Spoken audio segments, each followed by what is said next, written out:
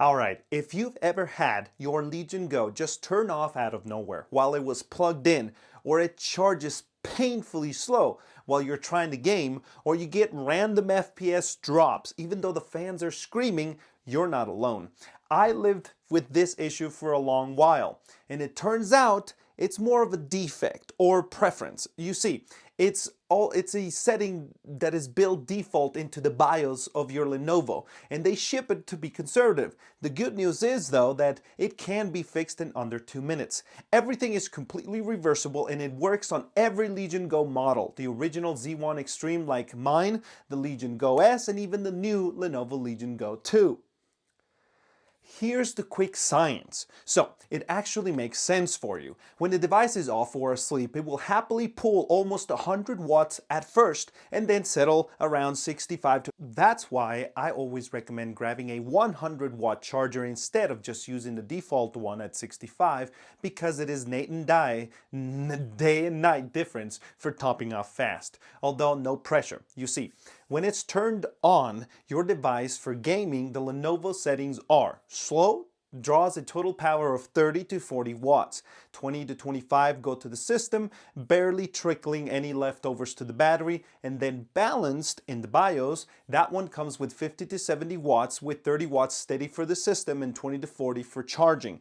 This is the sweet spot and I highly recommend using that one, but if you want to go crazy, fast and furious, 70 to 90 watts is what the fast setting will get you, but it gets fast and it can throttle. So, the second problem is the thermal policy, that out of the box Lenovo sets it to STAPM, Skin Temperature Aware Power Management. That sounds safe, but in real life, it means the second your palm warms up to the plastic, the system slams the power limit down, sometimes even in a buggy way, all the way down to 10 to 20 watts. That's why you get sudden FPS drops or even full shutdowns like I experienced, no matter if you're on quiet, balanced, or performance mode, and no matter how loud you have the fans. The fix that I implemented changed everything by switching from STAPM to STT, Sustained Turbo Tech, and running charge mode on balanced. I've been daily driving these settings for weeks now, 0 random shutdowns, battery stays at about 100 while plugged in or 80 depending on your settings, and temperatures never really go above the recommended 85. And I've actually hold pretty good charge rate at this.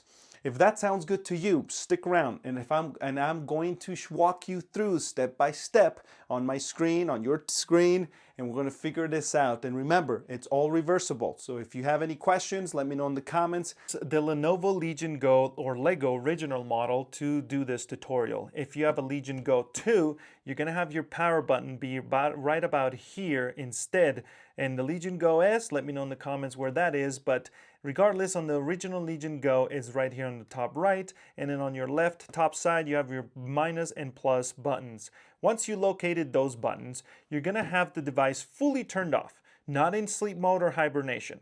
Then press and hold the plus button and press and hold the power button, and you will get a white screen after about a few seconds. So wait until you see this. Once you're here, let me move so I can see the camera a little bit better. You're going to want to do BIOS setup. And by the way, this trackpad will work, but it's chaotic and messy. So tap that once, and in here, you're going to not touch anything. This is the BIOS area. But of course, you want to hit the bottom right corner, which is more settings. You want to double tap it. And then this is the BIOS area that you want to be at, specifically configuration. And I'm going to show you what 2 settings we need to change. After we have entered the BIOS changing area or BIOS mode in the Lenovo Legion Go, regardless of whichever model you have, this one you're going to use the touchscreen to scroll down and ignore any of these settings for now because we're focusing on the thermal management mode. And this one right here is going to be your thermal mode for your performance and whatnot, but we don't want that thermal management. We want the thermal policy. This one will be set to default for most of you at STAPM. And this one is the aggressive one that they're enabling by default in order to theoretically not burn you while charging, but it's throttling your performance and causing chaos to the point your device shuts down. So switch it to STT. I've used it for a while and it works just fine. Once you switch that, I want you to change another setting that's going to be helpful.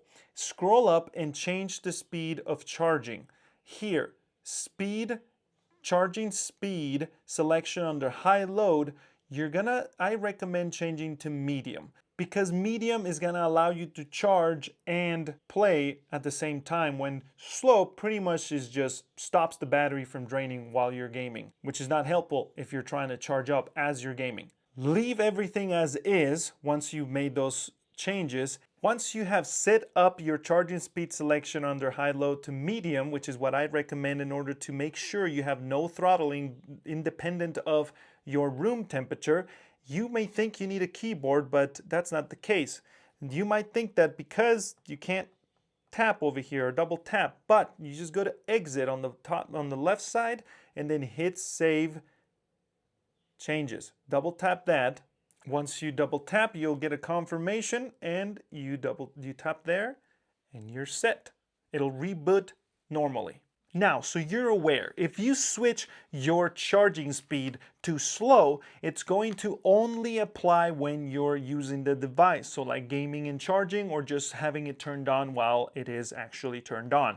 If you go back to sleep mode or turn it off completely, it's going to revert back to its fast charge of about 100 watts maximum for fast charging sections, and then sustained of 50 to 70-ish watts.